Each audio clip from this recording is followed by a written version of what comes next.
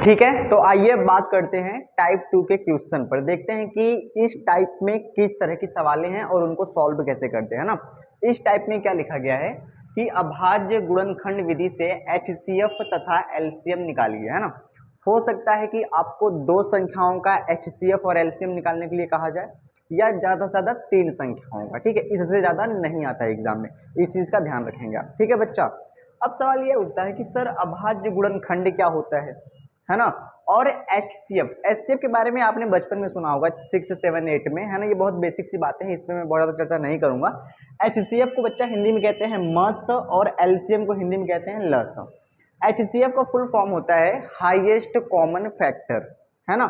और एलसीएम का full form होता है लोवेस्ट कॉमन मल्टीपल। उस पर चर्चा नहीं करते हैं, आते हैं कि इसकी सहायता से हम सवाल को सॉल्व कैसे करते हैं ना, इस पे हम चर्चा करते हैं। ध्यान से देखिए, तो सवाल यही है कि अभाज्य गुणनखंड विधि से एचसीएफ तथा एलसीएम हम कैसे निकालते हैं, इस बात पर हम बात करते हैं ना। ध्यान समझना। देखो, तो सवाल हमारे पास ये है ना, ये है एग्जांपल नंबर 2 एनसीईआरटी का है, पेज नंबर 5 पे। इसी की सहायता से आपको सारी की सारी बातें समझा दूंगा, ठीक है। और इस एक्सरसाइज की जितनी सवालें हैं इस तरह की, आप सारी की सारी कर पाएंगे बिल्कुल बिंदास तरीके से। बात करते हैं। देखो, लिखा गया है कि संख्याओं 6 और 20 के अभाज्य गुणनखंड विधि से एचसीएफ और एलसीएम ज्ञात कीजिए। करते हैं। देखो, सबसे पहले लिखते हैं सॉल्यूशन, है ना, यानी कि हल।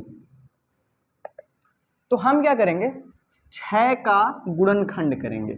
और 6 का कैसा गुणनखंड करेंगे, अभाज्य। अब कौन सोचेगा सर अभाज्य क्या होता है, ये बात मैंने पहले वीडियो में बताया था। अभाज्य क्या होता है ना, अभाज्य संख्याएं क्या होती हैं कि ऐसी संख्याएं जो या तो एक से कटेगा या तो स्वयं से कटेगा, इसके अलावा किसी और से नहीं कटेगा। और ये संख्याएं कहाँ से स्टार्ट होती है बच्चा, 2 से। जैसे 2 हो गया, 3 हो गया, 5 हो गया, 7 हो गया, 11 हो गया, 13 हो गया, है ना, 17 हो गया, 19 हो गया, है ना, ऐसे। ठीक, ऐसे चलता जाएगा। ये सभी की सभी संख्याएं या तो एक से कटेगा या तो स्वयं का मतलब क्या है, 2 से कटेगा, और किसी से नहीं कटेगा। इसके बारे में अगर आप अच्छे से जानना चाहते हैं तो आप सबसे पहला वीडियो देखें, है ना। ठीक है, बात करते हैं इस पर। देखो, तो हम क्या करेंगे, 6 और 20 का सबसे पहले करेंगे अभाज्य गुणनखंड। अभाज्य गुणनखंड का मतलब होता है कि सबसे पहले हम 2 से काटेंगे। अगर 2 से नहीं कटेगा तो 3 से काटेंगे, है ना। 3 से नहीं कटेगा तो ये नहीं कि 4 से ट्राई करेंगे, 4 से नहीं काटेंगे, क्योंकि 4 अभाज्य नहीं होता है। इसका नाम क्या है, अभाज्य गुणनखंड, है ना। किससे काटेंगे, 5 से। अगर 5 से नहीं कटेगा तो 7 से काटेंगे, 7 से नहीं कटेगा तो किससे काटेंगे, 11 से। 11 से भी नहीं कटेगा तो 13 से, और ऐसे करके हम लोग करते रहेंगे। सही बात है जी। चलिए आगे बढ़ते हैं। तो इसको 2 से काटते हैं, 2 तिहाई 6, है ना। कौन समझदार बच्चा होगा ना, कहे सर 6 से काट दो एक के बार में, है ना। तो 6 क्या है, अभाज्य नहीं होता है। ठीक है, फिर 3 एकम 3, ऐसे। चलिए ये कट गया। फिर क्या हो जाएगा, इसी तरह हम लोग 20 के भी क्या करेंगे, गुणनखंड करेंगे, है ना। 2 से काटेंगे 10 आ जाएगा, 2 से काटेंगे 2 पचे 10, और 5 एकम 5। ये हमने कर लिया। इतना काम करने के बाद ये हमने 6 और 20 के अभाज्य गुणनखंड कर दिए, है ना। अब क्या करेंगे, ध्यान समझना। 6 लिखिएगा सिंपल, इसको क्या लिखेंगे, 2 गुणे 3, है ना।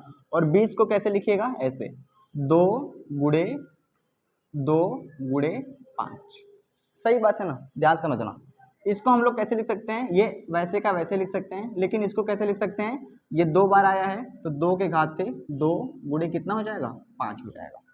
इतना कॉमन, इतना हो गया। ठीक है, इसके बाद हम करते हैं कॉमन। कॉमन का मतलब कि ऐसा कौन सा अंक है जो दोनों में आ रहा है। तो 2 यहाँ पर भी आ रहा है, यहाँ पर भी आ रहा है, तो हम 2 को करेंगे कॉमन, है ना। ये हमने कर लिया कॉमन, और कोई नहीं आ रहा है तो हमें सबसे पहले क्या निकालना है, HCF। तो हम लिखेंगे HCF किसका किसका, 6 और 20 का। और यहीं पर आपको सबसे ज्यादा ध्यान देना है, ठीक है ना, सबसे ज्यादा। देखो, जब भी आप HCF निकालो तो जिसको आपने कॉमन करा है ना, जिसको आपने कॉमन करा है उसमें से छोटी घात वाले को लेते हैं, है ना।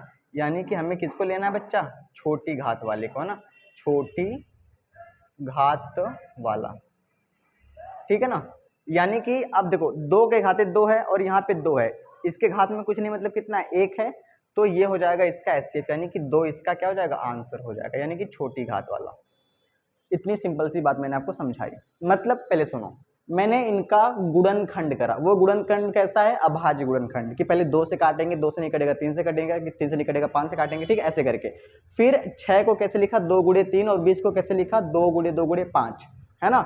और अगर ये जो संख्याएं लिखी है इसको आपको घात के रूप में लिखना है। घात के रूप में लिखने के बाद जो कॉमन है उसको कॉमन करना है, फिर लिखना है HCF उन दोनों संख्याओं का, और देखना है कि छोटी घात वाला कौन है।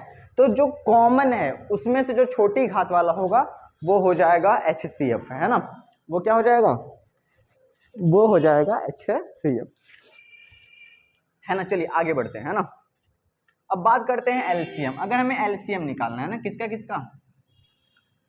6 और 20 का, ठीक है बाबू। देखो एलसीएम में क्या करते हैं, है ना, जो कॉमन होता है, ध्यान समझना, जो कॉमन होता है उसमें तो बड़ी घात वाले को लेते ही हैं, है ना। बड़ी घात वाला जो कॉमन होता है उसमें हम बड़ी घात वाले को तो लेंगे ही, साथ में जो बच गया है ना, जो बच गया है उसको भी ले लेंगे, है ना, उसको भी साथ में ले लेंगे ना। ये तुम लोगों को नहीं लिखना, ठीक है, ये तुम लोगों को सिखाने के लिए लिख रहा हूँ, ठीक है।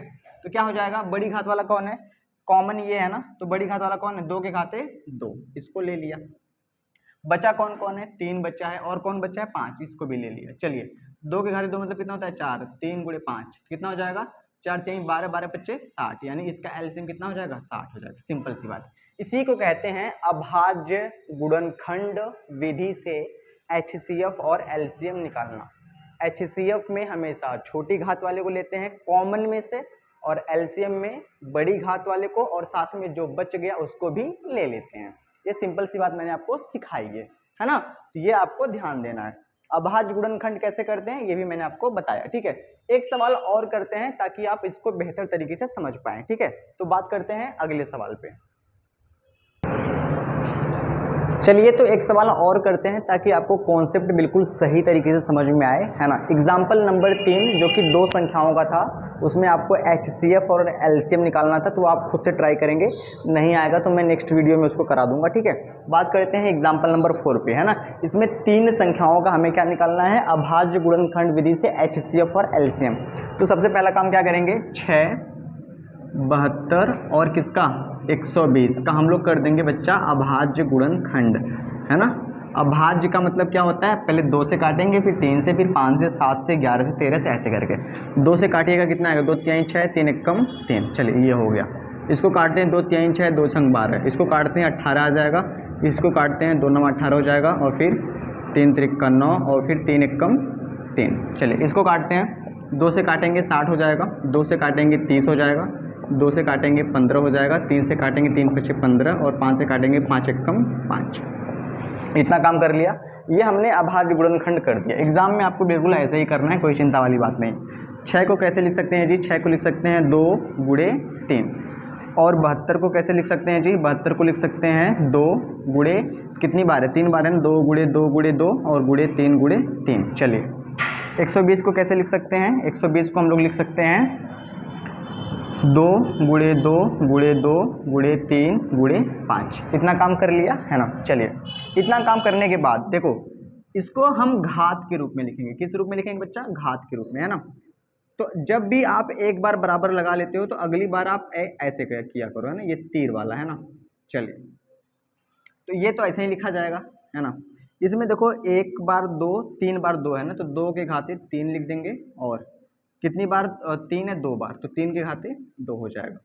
1 2 3 बार आ रहा है तो 2 के घाते कितना हो जाएगा? 3 हो जाएगा, और 3 गुणे 5 है ना, सिर्फ 3 गुणे 5 है। चलिए अब देखते हैं कि ऐसा कौन सा अंक है जो सब में आ रहा है। देखो 2 इसमें भी आ रहा है, इसमें भी आ रहा है, इसमें आ रहा है, तो 2 को हम क्या कर लेंगे बाबू?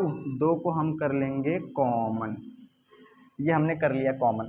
देखो 3 भी आ रहा है, 3 भी आ रहा है, 3 भी आ रहा है, तो 3 को भी क्या कर लेंगे? 3 को भी ये मैंने एकदम से डिजाइन काट के इसको कॉमन कर लिया। कॉमन कर लिया, बस इतना काम करने के बाद आप लिखो इधर, है ना। आपको सबसे पहले क्या निकालना है? HCF। किसका किसका निकालना है? 6, 72 और 120 का। तो जो आपने कॉमन करा है उसमें से छोटी घात कौन है ना। तो छोटी घात तो सिर्फ 2 है, ठीक है, तो हम लिखेंगे 2। और जो 3 में से जो हमने कॉमन करा है 3 वाले को, इसमें से छोटी घात कौन है? 3, तो यानी 2 गुणे 3। तो इसका आंसर कितना हो जाएगा बच्चा? 6 हो जाएगा। सिंपल है, बस यही करना है। HCF में हमेशा कॉमन में से जो छोटी घात वाला होता है उसको लेते हैं। बात करते हैं एलसीएम 6, 72 और 120 का। ठीक है जी। अब बड़ी घात देखिए, 2, 2 के घाते 3, 2 के घाते 3, सबसे बड़ी घात कौन है? 2 के घाते 3। तो चाहे मैं इसको ले लूँ चाहे इसको, एक के है ना, ठीक है। तो 2 के घाते 3 मतलब कि मैंने 2 के घाते 3 ले लिया। 3, 3 के घाते 2 और 3, तो इसमें सबसे बड़ी घात कौन है? 3 के घाते 2। और जो बच गया है, बचा कौन है? 5, इसको भी ले लेंगे। चलिए, 2 के घाते 3 का मतलब 8 होता है, 3 घाते 2 का मतलब होता है 9, और ये हो गया 5। ठीक है, 8 9 72 गुणे 5, तो गुणा कर लेंगे, 5 दूनी 10, 5 7 35, 1 36, यानी कि 360 है ना। ये हो जाएगा आपका एलसीएम। ठीक है, ये हो जाएगा आपका एलसीएम। ठीक है, आई होप आपको समझ में आया होगा कि अभाज्य गुणनखंड विधि से एचसीएफ और एलसीएम कैसे निकालते हैं। ठीक है, तो इस क्लास में हमने टाइप 1 और टाइप 2 के क्वेश्चन को हमने देखा है ना। नेक्स्ट वीडियो में हम बात करेंगे है ना टाइप 3 और टाइप 4 और टाइप 5 के इंट्रोडक्शन पे, देखेंगे कि उसमें हम सवालों को कैसे सॉल्व करते हैं। ठीक है, तो आज के लिए बस इतना ही, मिलते हैं नेक्स्ट वीडियो में, तब तक के लिए धन्यवाद। ओके, बाय और बाय।